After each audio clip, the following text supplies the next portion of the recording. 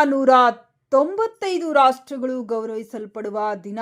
ಅದೇ ಡಿಸೆಂಬರ್ 6 ಬಾಬಾ ಸಾಹೇಬರ ಪರಿನಿರ್ವಾಣ ದಿನ. ಆದ್ದರಿಂದ ದಲಿತ ಸಂಘರ್ಷ ಸಮಿತಿ ಭೀಮವಾದ ನೇತೃತ್ವದಲ್ಲಿ ದಿನಾಂಕ 6/12/2025 ಶನಿವಾರ ಬೆಳಗ್ಗೆ 9:30ಕ್ಕೆ ಪುಷ್ಪನಮನ, ಸಂಜೆ 5:30ಕ್ಕೆ ಮೇಣದ ಬತ್ತಿ ದೀಪ ಬೆಳಗುವ ಕಾರ್ಯಕ್ರಮ. ಸ್ಥಳ ಅಂಬೇಡ್ಕರ್ ಸರ್ಕಲ್, ಕನಕಗಿರಿಯಲ್ಲಿ